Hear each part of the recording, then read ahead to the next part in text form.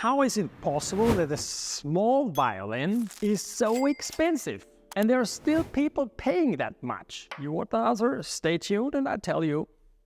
Hello, back again. This is Edgar from Cremona, Italy. And I build instruments every day from the morning until I fall asleep. Saturday, Sunday, even if I'm not in the workshop, I'm always thinking about it. It fulfills my life already for 40 years and maybe even more, let's say 40, 43 years. I'm constantly thinking of it. And it's like an octopus. It fulfills my life. I have a lot of interests, but the instruments itself, even though I'm not a musician and I don't play myself, has attracted my attention completely. And I'm completely full in it. And if I have the chance to get an instrument, I always look at every tiny detail and I'm trying to find something which I could make better. And this is probably the desire to make things better. That's something, and I think this is something which I cannot stop doing. Now you would say, what the hell is this guy here now talking about? He actually wanted to make a video about something completely different, explaining you why a Stradivari costs now 30 million, 20 million, 15. You hear these millions flying around like crazy. And at the very end, it comes down that there are nowadays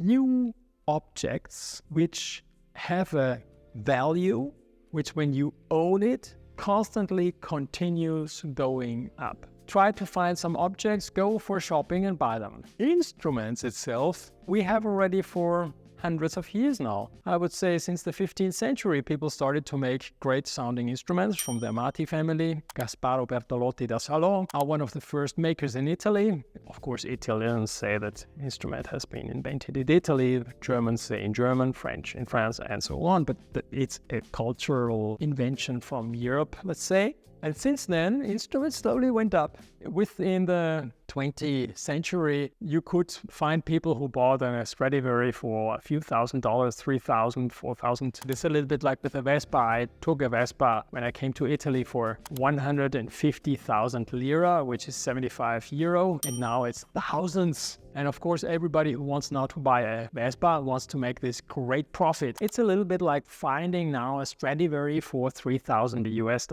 It's kind of impossible. Maybe you're a lucky one, maybe you will find one. But more or less, generally speaking, every item has its beginning. And if you get it in the beginning where nobody really takes too much attention and you keep it because you love it, you love music, you buy an instrument, you buy a nice violin, you don't sell it, inherit, grandfather, and so on. And then at a certain point, wow, it's a few millions. And then you still have to decide, you keep it or you sell it. Yeah. Violins itself, the reason that the instrument is so expensive is not because of all this investment and all that, but it's actually because you cannot reproduce them. There are no more instruments of Antonio Stradivari, except we would find some which is an undiscovered one, which is somewhere hidden, lost, stolen, whatever.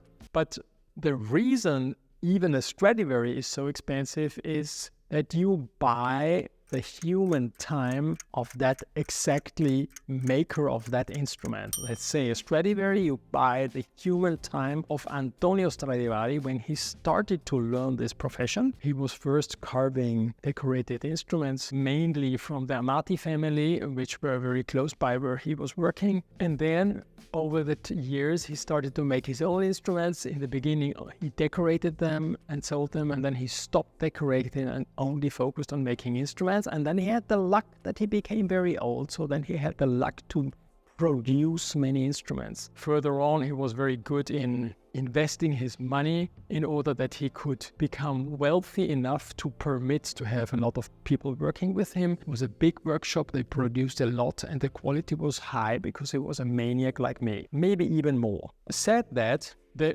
reason is that there is no shortcut to produce a great, perfect sounding instrument, like let's say a Stradivari or a violin from Edgar, a recently made one, compared to, let's say, the first one you make. I have here my very first one with all the mistakes. I get red. I think you see that I get red like a tomato when I look at it, and I hardly can believe that I made this instrument. I gave it to my parents. It's property of my parents, and it has already gained value over the years, which at the time I made it, I didn't even imagine, but it has a historical value, this violin, yeah? So now the strings are off because I wanted to pull up the strings and do some things on it. But this is my very first violin, and this one here is one of my last ones, yeah? Let's say it. Now, in between, when I look at it, of course, I see huge difference. Now, here there are no springs and here are springs, but beside of that, the make is something which is a huge difference.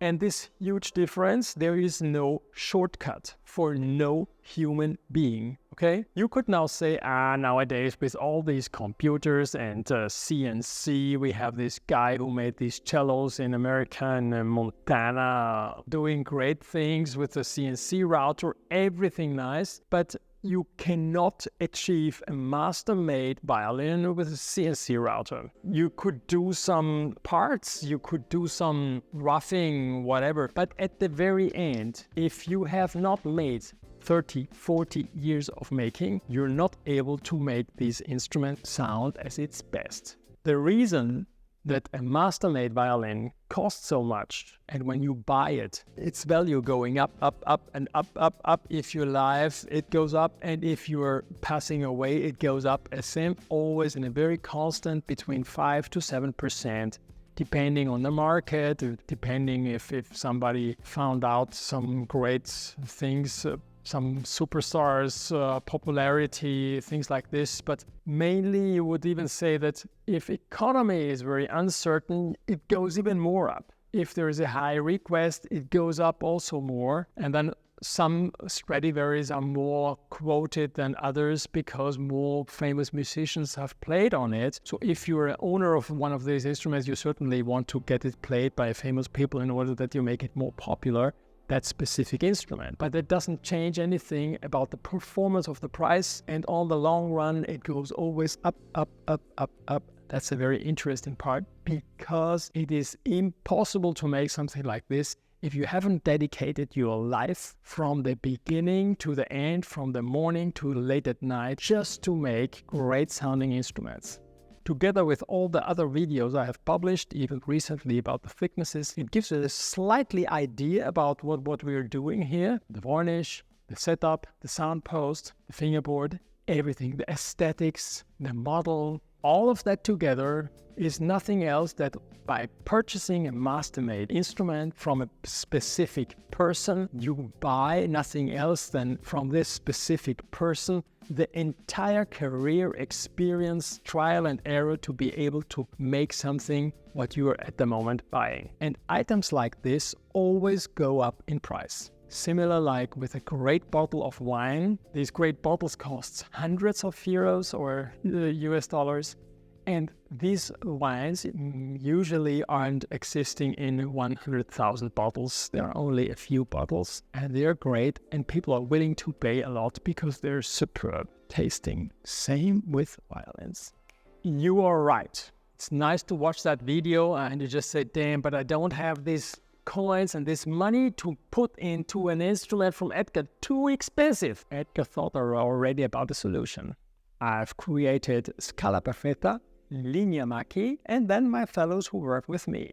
So if your budget is at the moment not at that point yet, I give you that option to purchase an instrument directly from my workshop, such as a Linea Macchi, for a fraction of price, third of the price, let's say, or fourth.